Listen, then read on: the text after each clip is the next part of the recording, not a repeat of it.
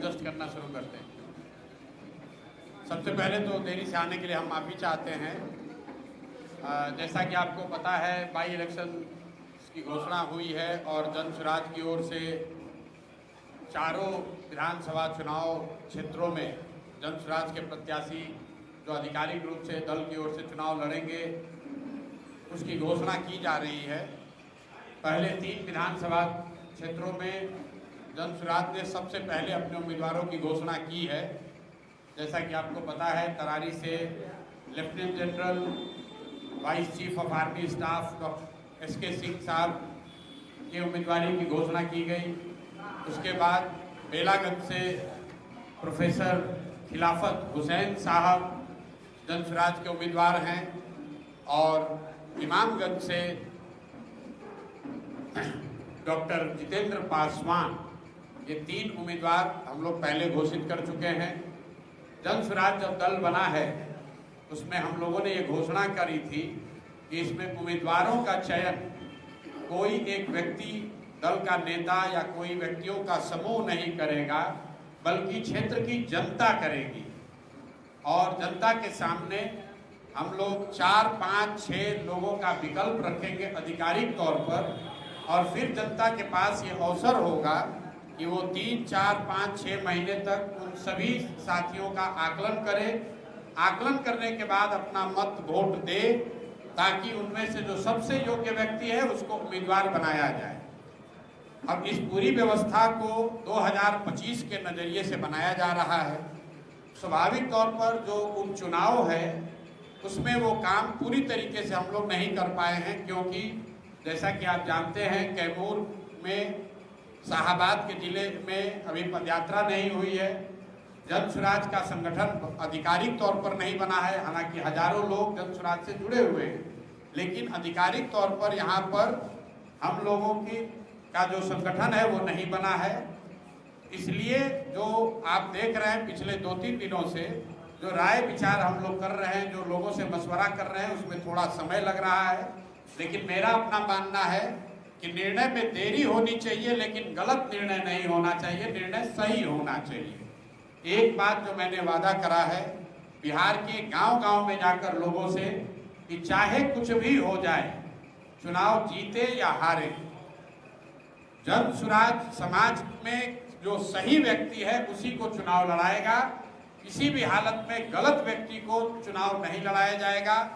और जैसा कि आप जानते हैं, सामाजिक राजनीतिक जीवन में एक जिनका भी नाम आता है उस पर सबकी सहमति बनने में, उनके बारे में हर पहलू को जांचने परखने में थोड़ा समय लगता है।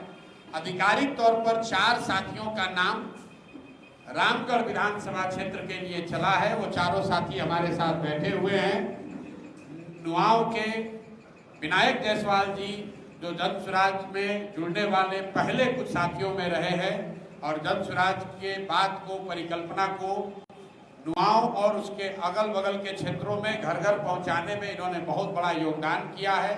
ये एक संभावित प्रत्याशी के तौर पर दावेदार भी हैं और जन स्वराज परिवार में लेकर इसकी चर्चा भी हो रही है। दूसरे जो संभावित प्रत्याशी हैं वो समीम भाई हैं, जो हमारे बगल में बाएं साइड बैठे हुए हैं।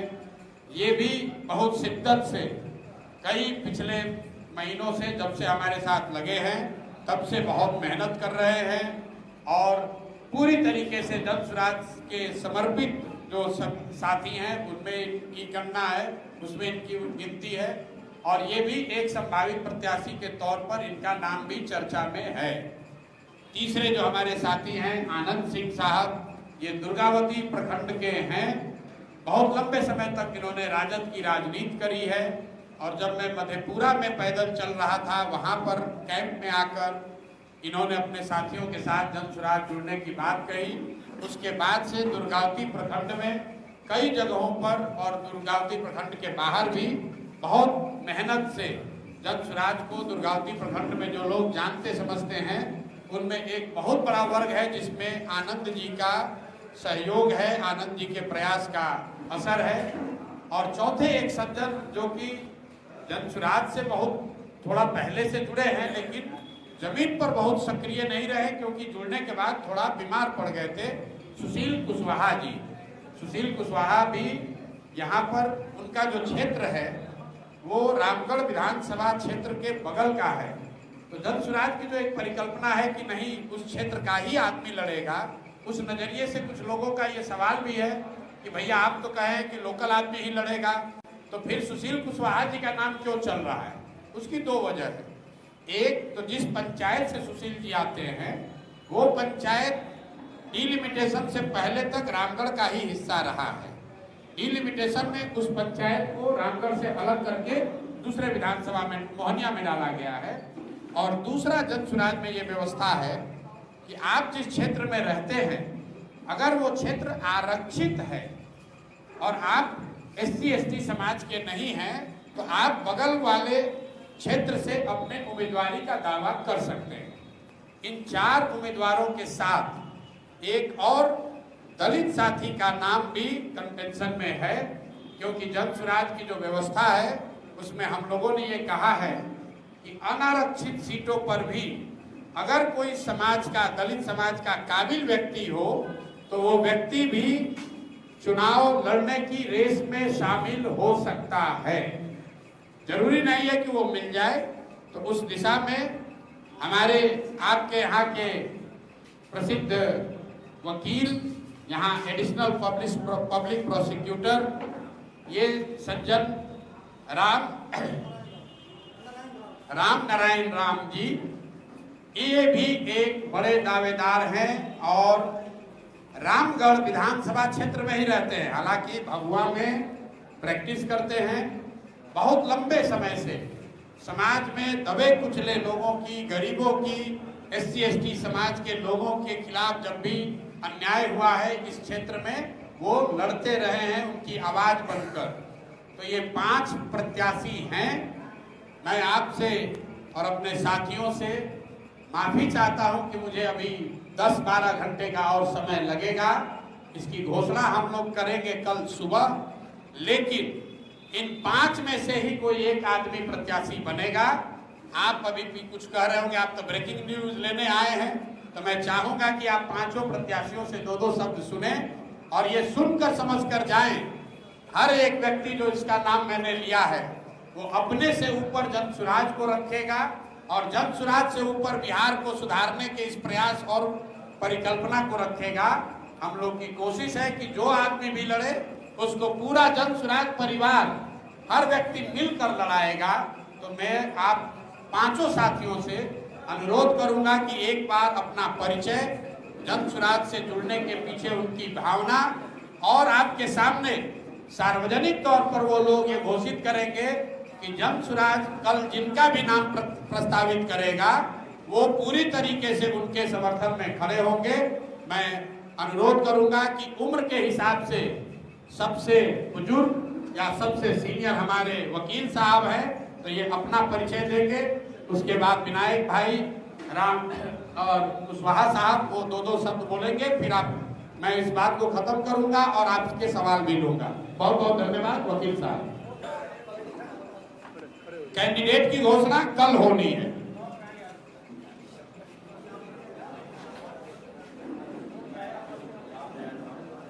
ये माइक ये ले लीजिए।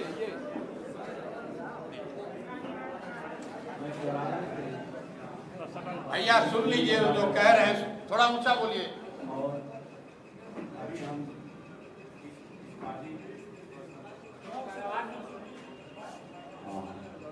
हम जो है पानी से है कि या गरीब जो सक्षम है उनको हम लोग सहयोग करेंगे और चुनाव लड़ाएंगे।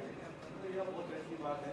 दूसरी बात यह है कि अभी जो रामगढ़ विधानसभा क्षेत्र रामगढ़ के इर्द गिर्द ही ये आंदोलन घूमती रही है और चाहिए कि सभी लोग दूसरा परिवर्तन होना चाहिए। हम इसका सहमत करते हैं, आपके भावनाओं से भी सहमत हैं। यदि मौका मिलेगा तो हम प्रदर्शन करें। बहुत बहुत धन्यवाद आपका। अब मैं आनंद कुमार सिंह, पूर्व जिला परिषद सदस्य दुर्गावती। मैं आदर्श ग्राम वहाँ पर रहने वाला हूँ और मैं पार्टी बनने से पहले बड़े भाई प्रशांत किशोर जी के विचारों से मैं जाके मधेपुरा कैंप में जुड़ा और मैं जीवन की बहुत लंबी तो उल्लेख नहीं कर सकता, लेकिन मैं आपको इस बात के लिए स्पष्ट कर दूं कि मैं इनके साथ हूँ। टिकट जिसको देना हो आपने, मैं वहाँ भी कहा, यहाँ भी कहा, किसी के साथ जय जयसुराज जय। विनायक जी। मैं विनायक प्रसाद जायसवाल, जन स्वराज संस्थापक सदस्य। मैं जन स्वराज की नीतियों में विश्वास करता हूँ और हम पांचों में से कोई भी सदस्य अगर उम्मीदवारी के लिए प्रशांत जी किसी को नॉमिनेट करते हैं तो मैं तहे दिल से उनको धन्यवाद और स्वागत करता हूँ। बाकी बातें मैं समाज के साथ और अपने तन बंधन के साथ जुड़ेंगे, चाहे अगड़ा हो या पिछड़ा हो या सवर्ण जो भी आएगा, मैं उनके साथ खड़ा कंधे से कंधा मिला कर दूंगा। उस पार्टी का नाम है जन स्वराज। समीम भाई। नमस्कार, हम समीम अहमद। मैं 2015 में बीएसपी से नकरागर से मैं हरा था, जो कि मैं 12 साल से बीएसपी में था और मैं 25 अगस्त से भैया से जब मैं मिला काफ़ी जनस्वराज में प्रभावित था और भैया से जब मिला तो मैं बोला कि भैया आपका जो विजन है, प्लान है बिहार के लिए, इस प्लान में हम भी बिहार के लिए जुड़ना चाहते हैं। टिकट का जहाँ तक बात रही, टिकट तो हर किसी का अपेक्षा होता है कि हम भी लड़ जाएं, लेकिन मैं भैया को बोला था और भैया ने हमको वादा भी किया था कि समीम भाई 4 में से 1 आपको जरूर हम देंगे। 4 अगर विधानसभा बिहार में हो रहा उपचुनाव, उसमें 4 में से 1 जरूर हम आपको देंगे, जिसमें इन्होंने वादा निभाया जो बेलागंज में एक मुस्लिम को दिया। मैं तहे दिल से मैं सम्मान और स्वागत भी करता हूँ। इन्होंने जो बोला वो अपना वादा निभाया। मैं इसीलिए जन स्वराज के लिए और पूरे बिहार के लिए और बिहार के जनता के लिए मैं जिसको भी बिहार और रामगढ़ की धरती पर प्रत्याशी उतारेंगे भैया और इनके पूरे विचारों से मैं सहमत हूँ, जिसको उतारेंगे मैं उनके साथ तन मन धन और जन के साथ मैं इनके साथ हूँ। जय बिहार, नमस्कार। सुशील कुशवाहा जी। कुछ कहने से पहले यहाँ उपस्थित तमाम सारी मीडिया का मैं अभिनंदन और स्वागत करना चाहता हूँ और एक बात कहना चाहता हूँ। सब कोई आपस नाव के आगे कुशवाहा से लगोले हुई, लेकिन हमारे बड़े भाई यहाँ उपस्थित हैं, सम्माननीय प्रशांत किशोर साहब, जो भी इस देश में दुनिया में इनका नाम लेता है तो कहता है प्रशांत किशोर रणनीति का, जैसा आप सब जानते हैं। तो मैं पूरा मैं बहुजन समाज पार्टी में 24 साल काम किया और जितने भी दल लेकर रहे सबका एक ही फोकस रहा कि बिहार का, झारखंड का, उड़ीसा का, पंजाब का देश की तरफ निधि घुमा देंगे। मैंने देखा फेसबुक व्हाट्सएप के माध्यम से ये पहला इस देश का सम्मानीय नागरिक तो इस बात को बोले कि भारत के निधि को मैं बिहार की तरफ घुमा दूंगा। मैं स्वागत करना चाहता हूं ऐसे जमात साथी का और मैं जब तक जिंदा रहूंगा यह मेरा वादा और घोषित है। इस रणनीतिकार के साथ मिलकर के इस बिहार के बदहाली, इस बिहार की शिक्षा, स्वास्थ्य का जैसे कैसे आगे बढ़ेगा, मैं इनके साथ काम करने का काम करूंगा और यही मेरा कहना है। यही बात बहुत बहुत धन्यवाद। देखिए, आप आए हैं सुनने की उम्मीदवार कौन होगा।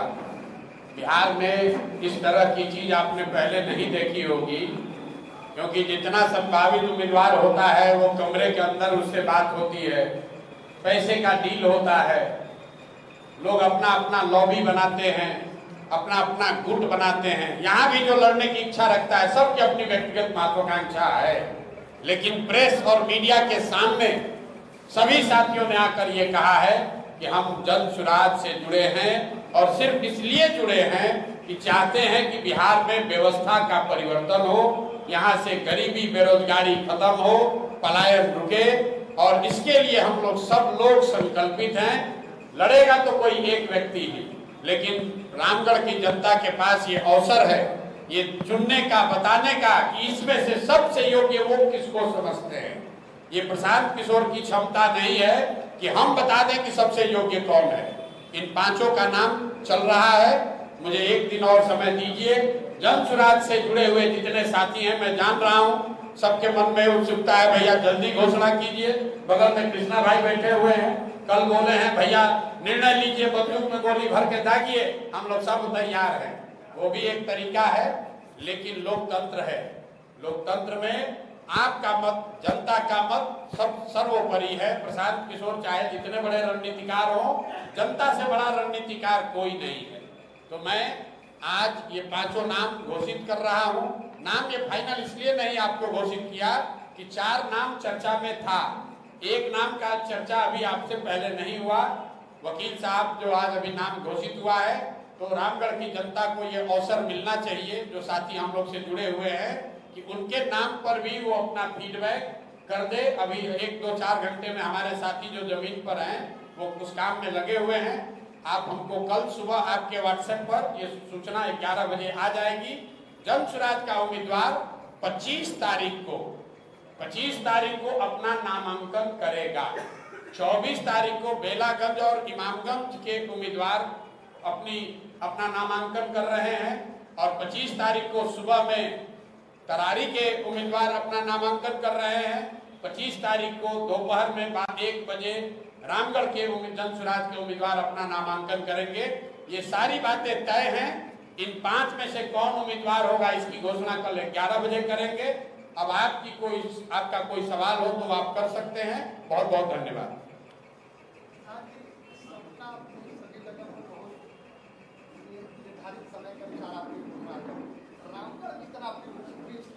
रामगढ़ में पेंच फंसा नहीं है। रामगढ़ में दिक्कत ये है कि यहाँ ये जो क्षेत्र है ये राजनीतिक जमींदारों का क्षेत्र है।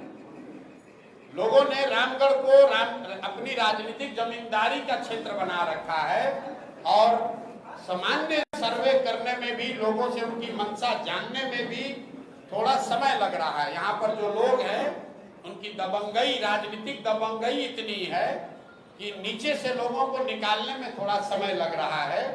इस बात का भी आप ध्यान रखिए कि अभी हमारी यहाँ पदयात्रा नहीं हुई है, जो मैंने पहले कहा, हमारा संगठन नहीं है।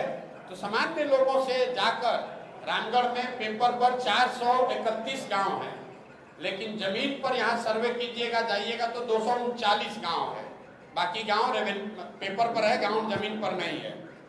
गांव इसलिए नहीं है कि मतलब वो मर्ज हो गया है या 2 गांव मिलकर एक हो गया है। तो 239 गांवों में इन 5 व्यक्तियों के बारे में जाकर सर्वे करना, थोड़ा सा 2 दिन समय दीजिए। हम लोग रात दिन लगे हुए हैं, 1 दिन में पता चल जाएगा। आपको तो ये तो पता चल ही गया, इसी 5 में से कोई होगा। अब कौन होगा उसके लिए 12 घंटा और सही। और चुनाव की प्रक्रिया तो 28 तारीख से शुरू होगी। 25 तारीख तक नामांकन करना है। 28 तारीख तक स्क्रूटनी के बाद पता चलेगा कि भाई किसका नामांकन स्वीकार हुआ, उसको सिंबल क्या मिला। एक और बात आप समझिए, जो पूरी व्यवस्था बनी हुई है ये इनकम्बेंट प्रो इनकम्बेंट है। बिहार में नहीं, देश में। आप नया दल बनाए हैं, आपको सिंबल नहीं मिलेगा। सिंबल आपको मिलेगा 28 तारीख को। आप नया दल बनाए हैं तो आपको कागज पर ज्यादा स्क्रूटनी है। इसलिए ऐसा जो व्यवस्था है कि जो पहले से स्थापित दल है उनको एडवांटेज है। इसीलिए तो कोई नया लड़का, नया समाज का व्यक्ति नया दल बनाकर प्रयास नहीं कर पाता है। लेकिन जन सुराज इससे घबराने वाला नहीं है। हमने, कुछ लोग कह रहे हैं प्रशांत किशोर फंस गया, प्रशांत किशोर फंस गए हैं, समझ में नहीं आ रहा है। तो जो लोग ये टीका टिप्पणी कर रहे हैं उनको पता नहीं है कि एक प्रशांत किशोर एगो दूगो नहीं, 11 गो चुनाव लड़ाए। ये तो 4 गो विधानसभा है। दबाव इस बात का है कि 10 दिन पुरानी पार्टी है, लेकिन राज्य भर में सबसे ज्यादा स्क्रूटनी हो रहा है कि जन सुराज किसको उम्मीदवार बनाता है, अच्छा बनाता है कि खराब बनाता है। दूसरा आदमी चोर को कर दिया, बालू माफिया को कर दिया, कोई शराब माफिया को कर दिया, पत्रकार बंधु उस पर कमेंट नहीं कर रहे हैं। आप लोग ये कमेंट नहीं कर रहे हैं कि तरारी में कोई बाहुबली अपने लड़के को लड़ा रहा है। आप ये कमेंट नहीं कर रहे हैं कि मांझी जी अपने पतोह को लड़ा रहे हैं। आप ये कमेंट नहीं कर रहे हैं कि सुरेंद्र यादव का लड़का ही चुनाव लड़ेगा, जगदानंद का लड़का ही चुनाव लड़ेगा। आपकी अपेक्षा है, और सही अपेक्षा है, कि जन सुराज किसको लड़ाएगा। इतना जो दबाव है, तो इसलिए हम लोगों को भी बहुत संभल कर चलना पड़ रहा है। मैं आपके पेशेंस के लिए आपका धन्यवाद कर रहा हूँ। लेकिन भरोसा रखिए जैसे 3 विधानसभा क्षेत्रों में सही निर्णय हुआ है मेरी समझ से, यहाँ पर भी सही निर्णय होगा, कल आपको बता देंगे। आप लोगों की बात कर रहे हैं, लेकिन राष्ट्रीय जनता दल के प्रदेश अध्यक्ष जगदानंद सिंह और उनके पुत्र हेमंत प्रत्याशी डॉक्टर पुनीत सिंह ने कहा है कि प्रशांत पांडे अगर स्वयं रामगढ़ में चुनाव लड़े तो अच्छा रहेगा। देश में उनकी नाम होगी। ठीक बात है। पुनीत जी से जरा सवाल पूछिएगा कि प्रशांत किशोर पांडे ने कहा है कि जब एमएलसी चुनाव अभी लड़ रहे थे आधिकारिक तौर पर, तो प्रशांत किशोर के कैंप में 2 बार मदद मांगने काहे गए थे। आधिकारिक तौर पर कैमरे पर कह रहे हैं। बाबूजी आरजेडी के अध्यक्ष हैं, सुधाकर सिंह भाई मंत्री हैं, एमएलसी का चुनाव के लिए आप कैमरे पर कह रहे हैं नाम पता जगह जारी कर देंगे जब आए थे मदद मांगने के लिए। तो अगर प्रशांत किशोर की कोई ताकत ही नहीं है तो आप एमएलसी का चुनाव लड़ने के लिए हमारे यहाँ काहे मदद मांगने आए थे। दूसरी बात आपने कहा कि प्रशांत किशोर आकर चुनाव लड़े। प्रशांत पांडे, मेरा नाम प्रशांत किशोर है, बाबूजी का नाम है श्रीकांत पांडे, उनका नाम क्या है? पुनीत, डॉक्टर पुनीत सिंह। जनसुराज जैसे उनके पिताजी का ये जागीर है, वैसे जनसुराज प्रशांत किशोर की जागीर नहीं है। जनसुराज बिहार के उन सारे लोगों की जागीर है जो बिहार में उन जैसे और उनके परिवार जैसे लोगों से राजनीतिक जमींदारी को जड़ से उठाकर फेंकना चाहता है। रामगढ़ में प्रशांत किशोर नहीं पैदा हुए, तो प्रशांत किशोर या जनसुराज में वही चुनाव लड़ सकता है जो रामगढ़ का बेटा है। रामगढ़ की जनता को तय करने दीजिए कि नेता का बेटा यहाँ राजा बनेगा कि रामगढ़ का गरीब का बेटा राजा बनेगा, कि नेता को तय करने दीजिए। और एक घोषणा अभी कर देते हैं। बहुत लोग कहता है कि हमको चुनाव की समझ है, देश दुनिया से लोग आते हैं पूछने कि चुनाव कौन जीतेगा, रामगढ़ कौन जीतेगा कौन हारेगा, इस पर टिप्पणी नहीं करेंगे। लेकिन जिस सज्जन का आप नाम ले रहे हैं, जगदानंद और आरजेडी यहाँ तीसरे या चौथे पायदान पर रहेंगे, नहीं रहेंगे तो हमारा आकर गर्दन पकड़िएगा। ये बयान चला दीजिएगा, ये बयान दोनों चलाइएगा। प्रशांत किशोर ने कहा कि तुम जीतने की बात छोड़ो, दूसरे नंबर पर आकर दिखा दो, मैं मान लूंगा कि रामगढ़ की जनता में तुम्हारी पकड़ है। हमको क्या लड़ा रहे, हमको क्या लड़ा रहे? और रामगढ़ में किसको लड़ा रहा है तो बुलाओ अपने नेता को, तेजस्वी यादव को। तो समीम भाई ने कहा है पहले कि बुलाइए तेजस्वी यादव के यहाँ लड़ाने, और हम यहाँ लड़ जाते हैं और देखिए कौन जीतता। कर लीजिए फैसला, 1 वर्ष तेजस्वी जी लड़ जाए, 1 वर्ष हम लड़ जाते। यही रामगढ़ से लड़ जाइए। अरे जीत हम अपन 2 बात है, जनसुराज जीत हार का दावा नहीं कर रहे, जनसुराज की बात किनारे हमने कह दी। लेकिन प्रशांत किशोर चुनाव जानने, लड़ाने और आकलन करने के लिए ही आप हमको जानते हैं, देश जानता है। हम उस आकलन के आधार पर बता रहे हैं कि आरजेडी, जगदानंद सिंह और उनके बच्चे, रामगढ़ की जनता सबसे ज्यादा अगर किसी से नाराज है तो उनसे नाराज है। और उनकी लड़ाई इसकी है कि वो तीसरे पर रहेंगे कि चौथे पर रहेंगे, पहले दूसरे की लड़ाई में वो है ही नहीं। और कौन अभी पहले दूसरे में है ये आपको हमसे ज्यादा जानकारी है। जनसुराज न लड़े तब भी हम आपके सोच समझ कर बोल रहे हैं। जनसुराज अगर नहीं भी रेस में है तो भी जगदानंद सिंह के लड़के आरजेडी यहाँ तीसरे नंबर पर है, आपको हमसे ज्यादा जानकारी है।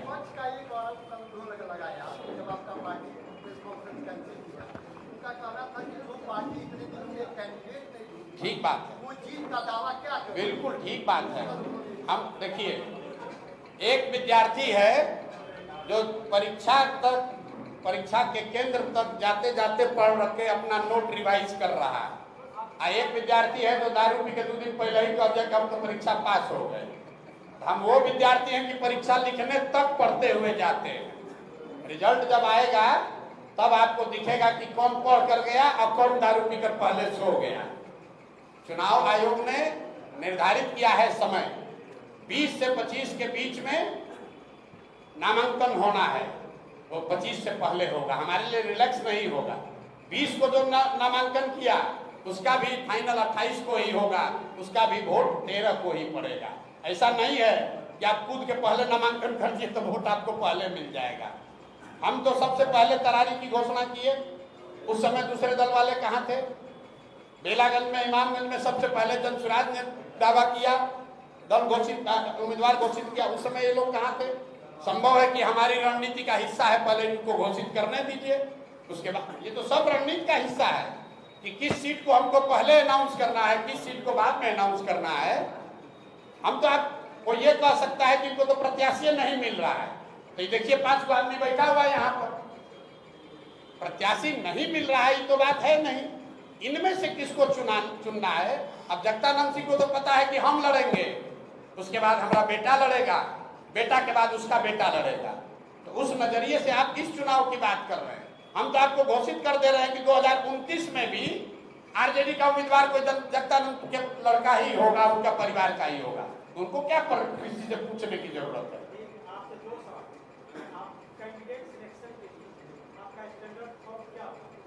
स्टैंडर्ड थॉट ये है कि जिसको भी समाज में सही व्यक्ति लोग बता रहे हैं,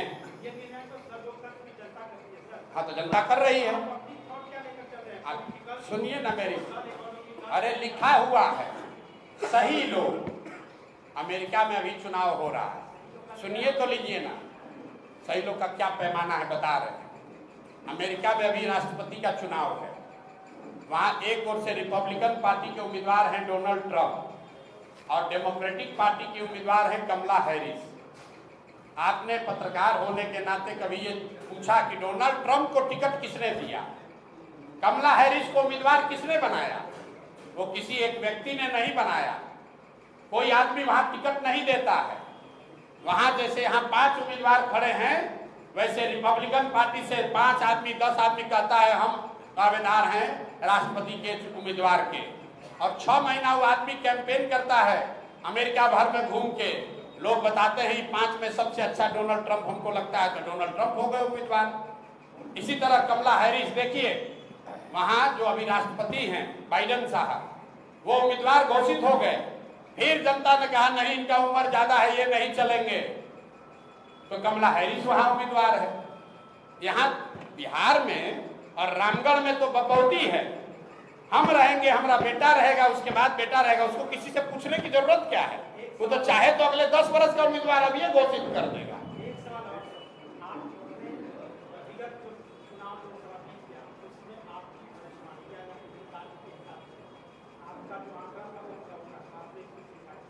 फ्लॉप रहा। आपको ज्यादा जानकारी है क्योंकि आप पत्रकार हैं। फ्लॉप रहा, आप सुन लीजिए, हम जान रहे हैं आप कहाँ आ रहे हैं। हमने लोकसभा चुनाव से पहले 6 महत्वपूर्ण बातें कही। पहली बात कही कि अगली सरकार भाजपा की एनडीए की ही बनेगी और उसमें ऐसा लगता है मोदी जी ही प्रधानमंत्री बनेंगे। आज देश में किसका सरकार है? भाजपा का है, एनडीए का है, मोदी प्रधानमंत्री है। दूसरी बात मैंने कही कि जो मोदी जी के प्रति लोगों में जो पहले श्रद्धा, जो आग, जो अंधभक्ति थी, उसमें बड़े पैमाने पर गिरावट दिख रही है, वो भी आपको दिखा। तीसरी बात मैंने कही कि मोर और लेस जितना भाजपा को सीट पिछली बार आया था 300, उतना ही सीट आएगा। ये बात ठीक है, ये गलत हुआ। हमने क्या कहा? जो स्थिति पहले 2019 में थी वही रहेगी। तो वोट शेयर के मामले में भाजपा को 2019 में 36% वोट आया था, इस बार 35.13% वोट आया है, 0.7% कम आया। सीटों के मामले में 300 के बजाय 240 आया है, जो बड़ी गलती है, जिसको आप फ्लॉप बता रहे हैं। तो भैया हम भगवान तो हैं नहीं, स्टैटिस्टिक्स भी है, वो एक आकलन है, सही भी हो सकता है, गलत भी हो सकता है। मेरी गलती है, और जब गलती हुई सामने नेशनल चैनल पर आकर कहा ये 3 बात ठीक है, लेकिन सीट के मामले में आकलन गलत हो गया। चौथी बात क्या बोली कि कोई भी कितने भी मोदी जी सीट से जीत कर आए, 250 आए या 300 आए, तीसरे टर्म में मोदी जी अपने पहले और दूसरे टर्म के मुकाबले कमजोर प्रधानमंत्री होंगे, वो आपको दिख रहा है। हमने एक और बात कही कि भाजपा चाहे जितने सांसदों के साथ विधान दल सरकार बनाए, तीसरे टर्म में आने वाले समय में उत्तर प्रदेश की भाजपा के नेतृत्व को लेकर भाजपा में बहुत बड़ा संकट की स्थिति बनेगी, वो भी आपको दिख रहा है। योगी जी की बात रोज आप सुन रहे हैं। तो 6 प्रेडिक्शन किए गए, उसमें 5.5 ठीक है, सीट वाला गलत है, लेकिन लोगों को तो सीट याद है, उस हिसाब से मेरी गलती है। अब एक अंतिम बात सुनिए, बंगाल में हमने कहा, पूरे देश ने कहा भाजपा को 200 सीट आएगा, प्रशांत किशोर ने कहा भाजपा को 100 से ज्यादा सीट नहीं आएगा, भाजपा को आया 77। संभव है कि भाजपा को 90 भी आ सकता था, 10 भी आ सकता था, 100 के नीचे आएगा।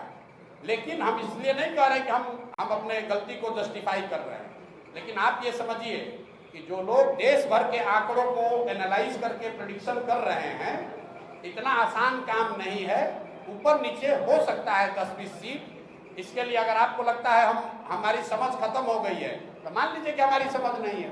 तरारी में आपका कैंडिडेट बदले जाने की चर्चा है। नहीं, देखिए तरारी में क्या है, मैं आपको बता देता हूँ। तरारी में लेफ्टिनेंट जनरल एसके सिंह, जो सेना में वाइस चीफ रहे हैं, उनके इलेक्टोरल रोल के नाम को लेकर जिला प्रशासन ने बात उठाई है।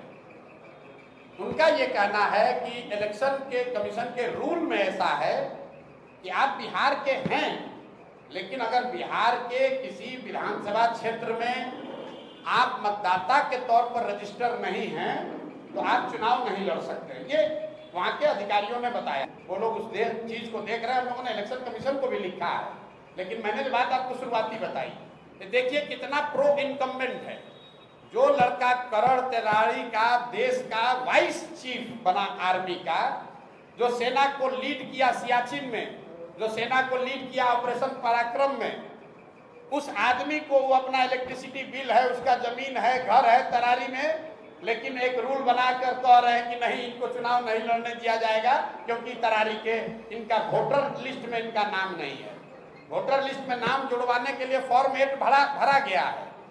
ये सब प्रावधान है, आप इलेक्शन अधिकारी से पूछ लीजिएगा कि आप 8A फॉर्म 8A भर के अपना नाम जुड़वा सकते हैं। नोएडा से जहां उनका नाम इलेक्टोरल रोल में है, वहां के डीएम ने नोटिफाइड करके जारी किया है कि यहाँ पर इलेक्टोरल रोल में ये है। जनरल साहब की पत्नी की डेथ हुई है 2020 में, उस समय तक वो बिहार के वोटर लिस्ट में थे, लेकिन पत्नी के डेथ होने के बाद वो नोएडा में रहते थे, तो उनका इलेक्टोरल रोल में नाम शिफ्ट हो गया, क्योंकि 24 में उनको वोट देना होगा। अब इसी को आधार बनाकर जिला प्रशासन या इलेक्शन के लोग उनको लड़ने से रोकना चाहते हैं, उसको देखा जाएगा। लेकिन इस तरह की चीज तो लोकतंत्र में आती ही रहेगी। आप व्यवस्था के सामने खड़े होइएगा, तो जो वहां बालू माफिया है, जो हजारों करोड़ रुपया लूट रहा है, वो इतना आसानी से थोड़ी छोड़ेगा। लेकिन जन स्वराज भी पीछे हटने वाला नहीं है। जनरल साहब वहां खड़े हैं, प्रशांत किशोर यहाँ नहीं लड़ रहे हैं, लेकिन प्रशांत किशोर का कोई भाई, कोई सिपाही लड़ेगा, और यहाँ पर राजनीतिक जमींदारी जिन लोगों का है उनका बोरिया बिस्तर समेटेंगे। उसी तरीके से तरारी से देश का इतना बड़ा जनरल बिहार का लड़का वहां से भूमि और बालू माफियाओं को उखाड़ कर फेंकेंगे ही फेंकेंगे। अगर उनको नहीं लड़ने दिया तो कोई वहां तरारी का लड़का लड़ेगा, लेकिन लड़ेगा जरूर। हम लोग पीछे नहीं हटेंगे, ये नहीं कहेंगे कि हमारा नामांकन कैंसिल हो गया। हम लोग लगे हुए हैं, कल या परसों तक निर्णय इलेक्शन कमीशन दिल्ली को देना है कि उनको लड़ने की अनुमति दी जाएगी कि नहीं। लेकिन आप जरा पत्रकार होने के नाते समझिए, बिहार का जो लड़का पूरे 75 साल के इतिहास में सिर्फ 2 ही लोग आज तक vice chief of army staff बने हैं बिहार से, एक गवर्नर एसके सिन्हा और एक एसके सिंह। उस लड़के को आप चुनाव नहीं लड़ने दे रहे हैं। ये फर्जी का नियम लगाकर कि आप कहते हैं ये इसका इलेक्टोरल रोल में यहाँ नाम नहीं है, 8A भरा गया है, कह रहे नहीं उसके दिन पास हो गया है। ये तो चलता है, प्रशासन और सरकार की ओर से ये सब चलेगा, लेकिन जन स्वराज इतना आसानी से दबने वाला नहीं है। हम लोग इस व्यवस्था को बदलने आए हैं, तो इतना जल्दी थोड़े डरने वाले हैं।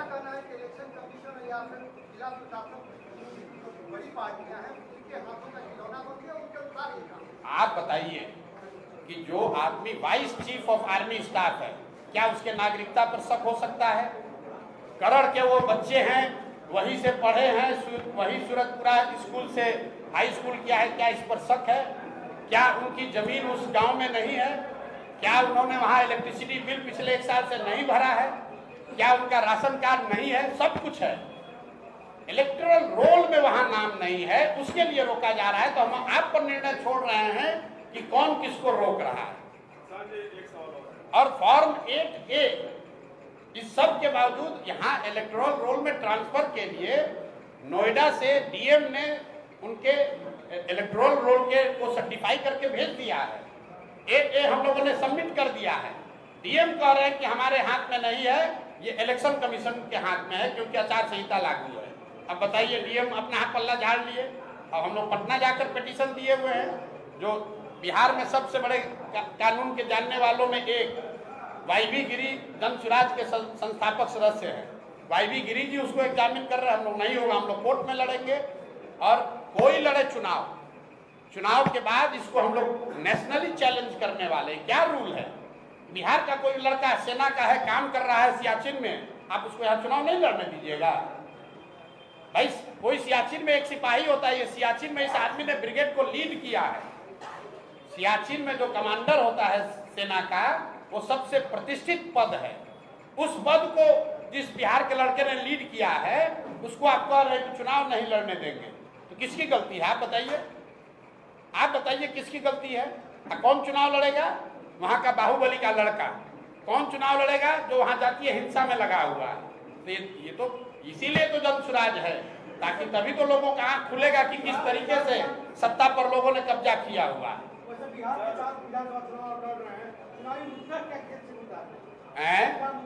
चुनाव का मुद्दा ये है कि बिहार की जनता अपने बच्चों के लिए जगे, अपने बच्चों के लिए वोट करे। अभी तक जाति के लिए वोट कर लिया, धर्म के लिए वोट कर लिया, मंदिर मस्जिद के लिए वोट कर लिया, विचारधारा के लिए वोट कर लिया, नेता के बेटे के लिए वोट कर लिया। एक बार अपने बच्चों के पढ़ाई और रोजगार के लिए वोट करो। यही जन स्वराज का नारा है, यही जन स्वराज का सिद्धांत है। और इसी मुद्दे पर चुनाव लड़ा जाएगा कि नेता क्या बेटा का को वोट देना है कि अपने बच्चे को वोट देना है।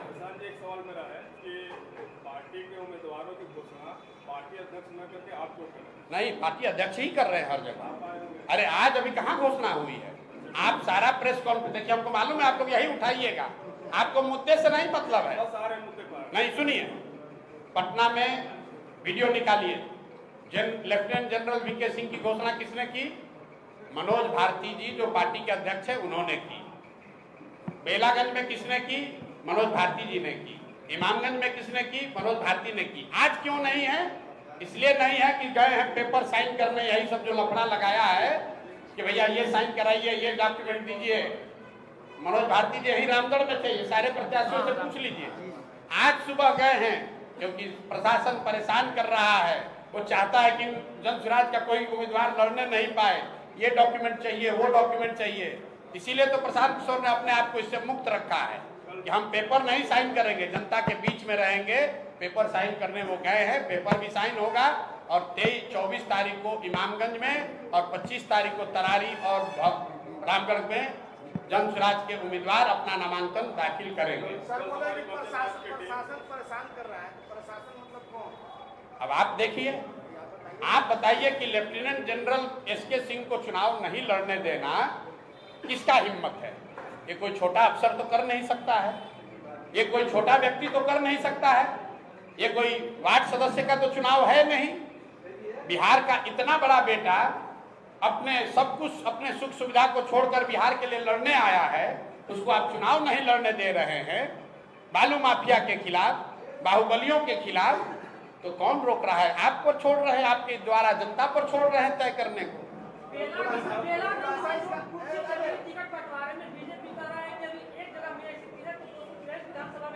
अरे देखिए, बीजेपी जैसे दल को, अब हमको यहाँ बीजेपी का टुटपुंजिया नेता क्या कहता है उसका कोई वैल्यू है? बीजेपी के नेता को पता है किसको टिकट मिलेगा, बीजेपी में टिकट कैसे बढ़ता है, हमसे ज्यादा यहाँ का बीजेपी का आदमी जानता है। बीजेपी को यहाँ कौन जानता है भाई? पिछले विधानसभा में बीजेपी को 19.6% बिहार में वोट आया है। वो नीतीश का बैसाखी बन के और नीतीश का बैसाखी लेकर, दोनों लंगड़ा पार्टी है, एक को बैसाखी दे के खड़ा है। वो क्या बोलेगा कि कैसे टिकट बढ़ता है? कुर्सी नहीं चला है, लोकतंत्र को जिंदा किया जा रहा है। वो बेलागंज में वो बीजेपी वाला बतियाएगा? बीजेपी वहां बेलागंज से लड़ पाया आज तक जीवन में? वहां जो आरजेडी के बाहुबली नेता हैं उसके खिलाफ लड़ने के लिए कैंडिडेट आज तक बीजेपी को नहीं मिला। वो हमको बता रहा है कि कुर्सी चल रहा है। आज जहां तरारी से लड़ रहा है वो जदयू से निर्दलीय लड़े हुए और जदयू में शामिल एक बाहुबली को अपने टिकट पर लड़ा रहा है और राष्ट्रवाद का बात करता है। ये बीजेपी वाला सब राष्ट्रवाद का बात करने वाला, जरा पूछिए कि सेना के जनरल को नहीं लड़ने दे रहे हैं, जिसने भारत की रक्षा के लिए कुर्बानी दिया है 40 वर्ष, उसको नहीं लड़ने दे रहे हो। और बीजेपी ने उम्मीदवार बनाया किसको? एक बाहुबली के लड़के को।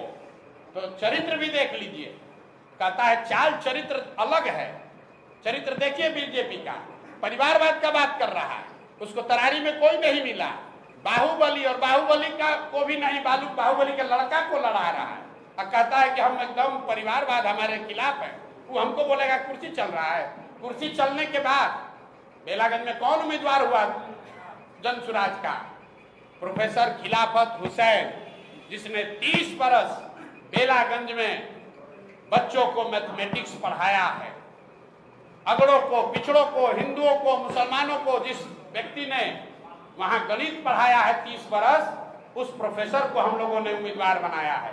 जिस क्षेत्र के बारे में लोग कहते हैं कि 10 करोड़ रुपया चाहिए चुनाव लड़ने के लिए, वहां से एक साधारण प्रोफेसर को चुनाव लड़ा रहे हैं। तो आप लोग पत्रकार लोग भी कह रहे हैं प्रशांत किशोर से गलती हो गया। इसीलिए ना बिहार का ये दुर्दशा है। कोई अच्छा आदमी खड़ा होता है तो आप लोग कहते हैं बिहार में नहीं चलेगा, तो न चलेगा तो इसी दुर्गति में जीवन भर आपको भी रहना पड़ेगा। बिहार की राजनीति में प्रशांत किशोर को इंटरटेनमेंट का साधन कहा जा रहा है। बढ़िया है, इंटरटेन होइए, मजा लीजिए। अगर जो लोग ये कह रहे हैं तो उनसे पूछिएगा कि उनके दल के जो आका हैं वो इसी इंटरटेनमेंट के साधन का इस्तेमाल करके इसी बिहार के लड़के से सलाह लेकर वहां पहुंचे हैं, न तो नैया पार नहीं लगने वाली थी, न भाजपा का न नीतीश का। ये मालूम है ना आपको? हमको बताने की जरूरत नहीं है कि 14 में कौन उनको मदद किया, 15 में यहाँ नीतीश का कैरियर को किसने बचाया। न तो जहाज डूब गया था पूरा, मांझी जी लेकर भाग गए थे। नामांकन के दौरान राजद के जो उम्मीदवार है रामगढ़ से, उन्होंने प्रशांत किशोर की पार्टी मीडिया में बनी हुई है, मीडिया वाले उनका सपोर्ट कर रहे हैं और कम नहीं है। तो ठीक बात है। तो आप लोग सब लोग मीडिया ही तो टिप्पणी प्रशांत किशोर पर नहीं किए हैं, तो मीडिया वाले पर किए हैं। आप लोग को कितना लोग हमसे सुनिए, तो मीडिया पर बने रहे। मीडिया को समझ नहीं है। अगर आप हमारे प्रेस कॉन्फ्रेंस में आए हैं तो कुछ तो सोच के आए होंगे। वो तो ये कह रहे हैं कि मीडिया में बने हुए हैं, क्यों? पैसा वैसा दे के सबको खरीद लिया है। तो आपको पता नहीं चल रहा, आपको गाली भी दे रहा है कि पत्रकार लोग को क्या है, तो सब बिक गया है, प्रशांत किशोर से पैसा ले लिया। यहाँ बैठे हुए जितने पत्रकार हैं जरा बताइए तो किसी को एक हम समोसा भी खिलाए हैं? और कह रहा है कि सारा पत्रकार प्रशांत किशोर के पीछे घूम रहा है। आप भभुआ के किसी गांव, रामगढ़ में किसी गांव में जाइए, रामगढ़ के किसी गांव में जाइए, प्रत्याशी की बात छोड़िए, जीत हार की बात छोड़िए, अगर घर घर कोई पहुंचा है तो जन सुराज के वर्कर कार्यकर्ता पहुंचे। ये आपको मालूम है? आज अगर रामगढ़ के घर घर में, गांव गांव में कोई आदमी पहुंचा है तो जन सुराज का वॉलंटियर पहुंचा है, जन सुराज का कार्यकर्ता पहुंचा है, वो जगदानंद सिंह का लड़का नहीं पहुंचा है। लेकिन लड़ाई इसी बात का है कि नेता का लड़का नेता बनेगा कि रामगढ़ का लड़का नेता बनेगा, अभी पता चलेगा। अभी 2-3 घंटा चलाइएगा आप लोग। एक सवाल ये है, अभी जैसे आपने कहा है कि 5 उम्मीदवार यहाँ पे हैं, प्रेस कॉन्फ्रेंस में अभी अनाउंस नहीं कर रहे हैं, कल के लिए आपने कहा कि व्हाट्सएप पे नाम चला जाएगा, या आके मनोज जी अनाउंस कर देंगे? कहे कि भाई साहब बोल रहे हैं कि अध्यक्ष को अनाउंस करना, हम अनाउंस कर देंगे तो आप लोग अभी तुरंत कहिएगा कि उम्मीदवार प्रशांत किशोर घोषित कर दिए। हाँ, लोग बोलेंगे ना, इसीलिए ना नहीं कर रहे हैं, हमको पहले से मालूम है ना। सवाल ले लीजिए, उसको हल बना दीजिएगा। जैसे आपने कहा कि 5 उम्मीदवार को अभी आप लेके बैठे हुए हैं कि ये मजबूत दावेदार है रामगढ़ जी, तो कहीं आपको ये डर तो नहीं है कि बेलागंज की जो घटना घटी है, अगर प्रेस कॉन्फ्रेंस में अगर अनाउंस कर देंगे तो रामगढ़ में, भभुआ में भी ये घटना? अरे भाई, ये 500 लोग सामने खड़े हैं और बेलागंज में, सुनिए, बेलागंज का प्रेस कॉन्फ्रेंस आपने देखा है? वहां 5 लोग, 5 उम्मीदवार, आप लोग कुर्सी चलने को इतना बड़ा बात बता रहे हैं। अभी तक तो आप लोग कहते जन सुराज को कोई पूछिए नहीं रहा है, और जन सुराज का टिकट पाने के लिए अगर लोग कुर्सी चला रहे हैं तो यही बता रहा है कि जन सुराज की ताकत है कि नहीं है। अरे भाई इतना तो समझिए, 10 दिन पहले पार्टी बना है, उस पार्टी का टिकट पाने के लिए लोग कुर्सी चलवा रहे हैं, और जब बेलागंज के प्रेस कॉन्फ्रेंस में कोई कुर्सी नहीं चला, जहां चर्चा चली है वहां समर्थकों ने कुछ हल्ला गुल्ला किया होगा, उसमें क्या है, लोकतंत्र अभी नहीं, अगले 1 साल में हर जन स्वराज के मीटिंग में कुर्सी चलेगा, हम पहले आपको बता देते हैं। लेकिन कुर्सी चलने के बाद जो चुन कर आएगा वो लोकतांत्रिक तरीके से चुन कर आएगा। हमको अपने परिवार के आदमी को बनाना है तो कुर्सी नहीं चलेगा। राजद में क्या कुर्सी चलेगा? राजद के किसी कार्यकर्ता को हिम्मत है कि कुर्सी चला के कह दे कि हम उम्मीदवार होंगे? उसको तो मालूम है कि जगदानंद का परिवार ही बनेगा, लालू जी का लड़का ही बनेगा। तो आप बता दीजिए कि आप राजतंत्र में, परिवार तंत्र में भरोसा रखते हैं, वो ठीक है, कि जहां हल्ला गुल्ला हो, लोकतंत्र जिंदा हो, वो ठीक है? आप तय कर दीजिए। चलिए भैया, बहुत बहुत धन्यवाद। पार्टी के उम्मीदवार की घोषणा कल